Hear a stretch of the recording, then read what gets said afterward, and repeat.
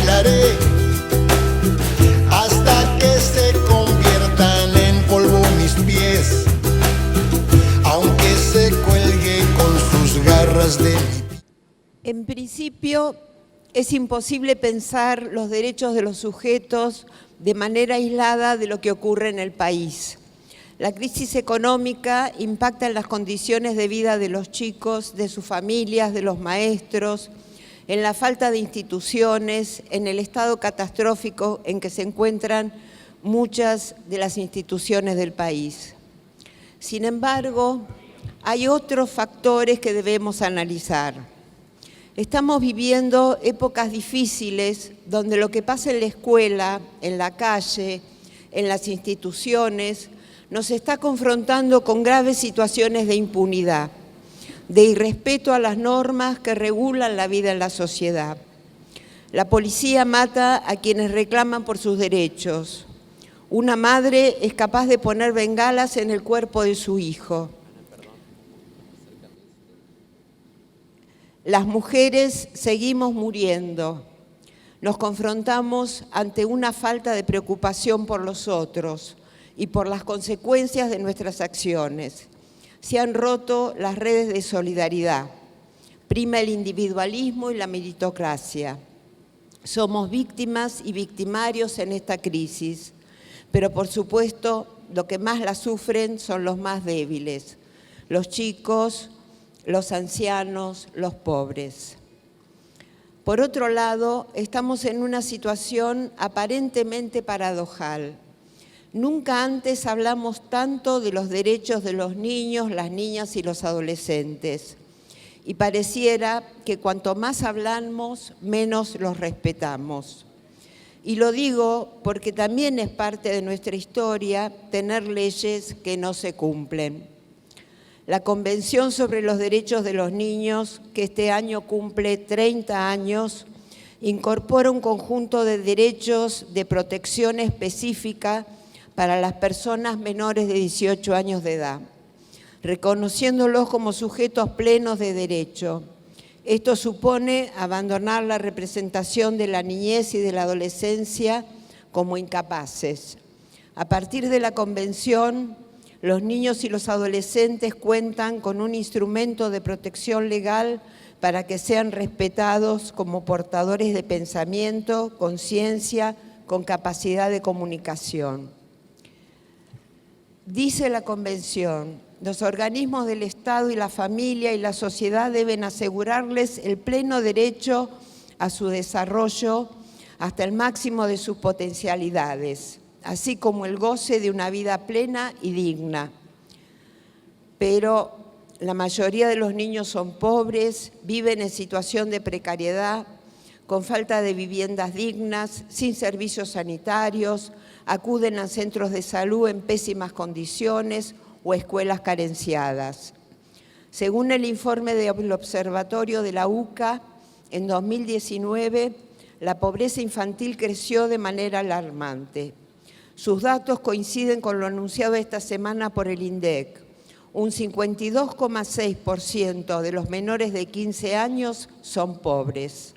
Es casi 7,5 millones de niños que tienen vulnerados algunos de sus derechos a la alimentación, a la vivienda, a la educación, al saneamiento. La Convención establece que los niños y las niñas y los adolescentes tienen derecho a la dignidad como sujetos de derecho y de personas en desarrollo, a no ser sometidos a trato violento. Sin embargo, sabemos de chicos que trabajan en talleres clandestinos, que trabajan en épocas de cosecha, que venden en las calles, que se los incorpora en redes de prostitución o en la comercialización de drogas. Con asiduidad nos enteramos de situaciones de abuso de niños, tanto en el hogar como en las escuelas. Otro artículo nos dice que los niños y adolescentes tienen derecho a su integridad física, sexual, psíquica y moral. Pero en la noche, chicos y adolescentes toman cerveza o vino sentados en el umbral de las casas, haciendo la previa. A veces hay chicos que se pelean en la calle, pero nadie interviene. Una directora se queja porque vienen a buscar tarde a 2 alumnos. La que los viene a buscar es una hermanita que tiene 14 años. Los padres están viajando. Buscan a la abuela, que informa que los padres no tienen trabajo, que no se pueden hacer cargo de los chicos. Pero para la directora, lo más preocupante es que recién los vinieron a buscar a las 6 de la tarde y no la situación de vida de esos chicos. Una madre se queja del maltrato que sufre su hija en la escuela. La directora la recibe recién cuando la madre concurre a los medios a denunciar la situación. Otra madre le pega a la maestra porque trató mal a su hijo. Hay otro artículo que habla sobre el derecho a la vida privada y a la intimidad familiar. Pero a una madre peruana se la echa del país sin sus hijos pequeños, a pesar de que cumplió su pena por traficar droga. 2 maestras hablan de la situación familiar de un niño delante de él, como si ese niño no comprendiera de qué están hablando, como si fuera invisible. Otra maestra revisa las mochilas de los chicos para ver quién se llevó algo que pertenece a la sala o a otro chico.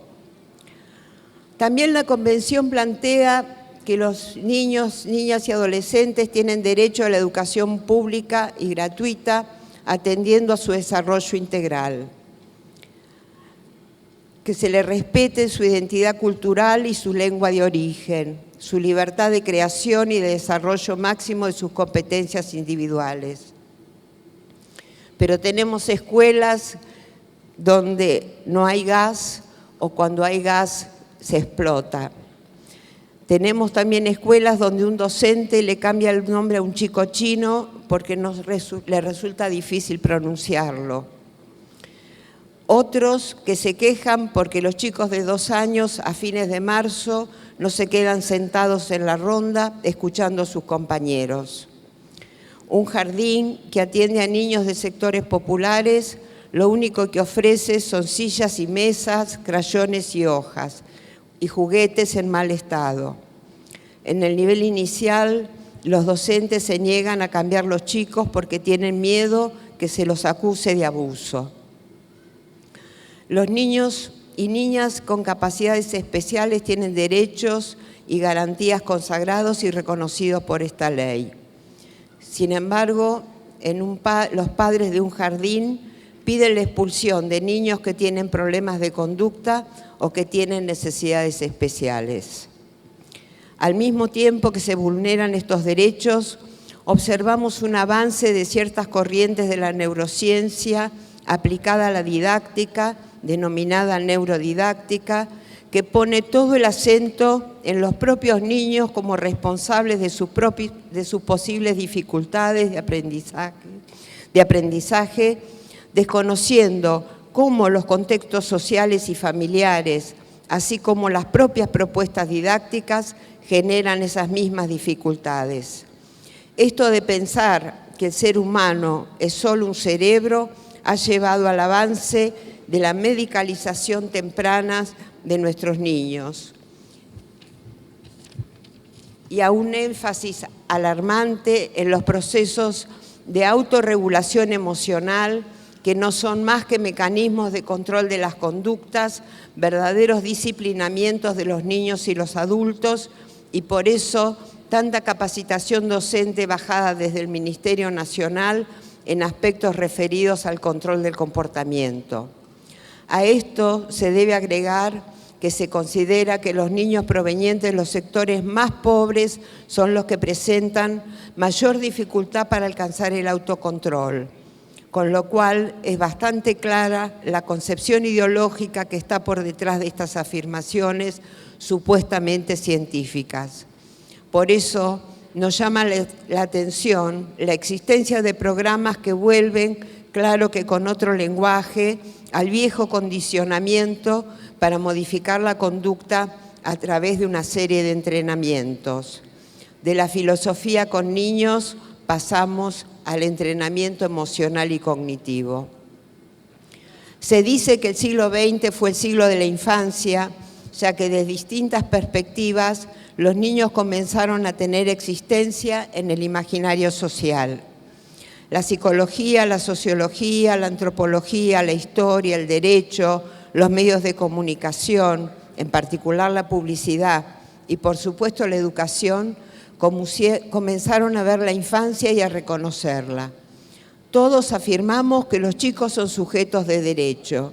Sin embargo, cuanto más derechos les adjudicamos, menos deberes asumimos como adultos frente a ellos. Actuamos como si esa autonomía, esa capacidad de pensamiento, de creatividad y de imaginación que les reconocemos no tuviera necesidad de nuestro cuidado, de nuestra atención, de nuestra mirada, de nuestra ocupación, como adultos responsables de las nuevas generaciones. No es posible escindir este reconocimiento de los niños como sujetos sociales con derechos y por lo tanto con garantías, con la escasa preocupación acerca de los deberes y las responsabilidades que nos caben como adultos frente a ellos. Quien se reivindica responsable de sus actos debe asumir sus consecuencias. Claro que si nos percibimos como adultos adolescentes sin compromisos éticos con los demás, las consecuencias de nuestros actos siempre pueden ser disculpadas o achacadas a los otros. Los niños no aprenden porque las familias son pobres, no se puede trabajar pedagógicamente porque el Estado no ofrece materiales, no enseño porque para estos chicos con darles de comer y cuidarlos es suficiente. Desde mediados del siglo XX, los niños van teniendo cada vez más visibilidad, pero en contraposición, los adultos nos hemos desdibujado. Dejamos de ocuparnos de los niños para preocuparnos por nosotros mismos. En muchos casos vemos a niños y adolescentes convertirse en padres de sus padres. Así actúan nuestros miedos, nuestras broncas, nuestras ausencias. Cada día, sin tener clara conciencia, ponemos en acción lo que creemos que son los chicos y la infancia.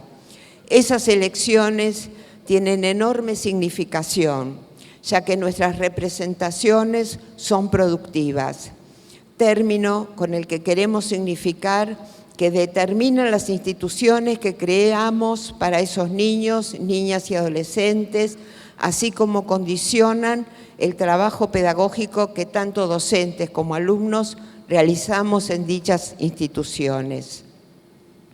Si bien es cierto que es responsabilidad del Estado y de la sociedad concretar los derechos de los niños como orientación básica para todas las acciones, no podemos eludir la necesidad de democratizar realmente el funcionamiento de nuestro sistema educativo, promoviendo la cooperación, la solidaridad, el respeto y la comunicación intrasistema y con la comunidad.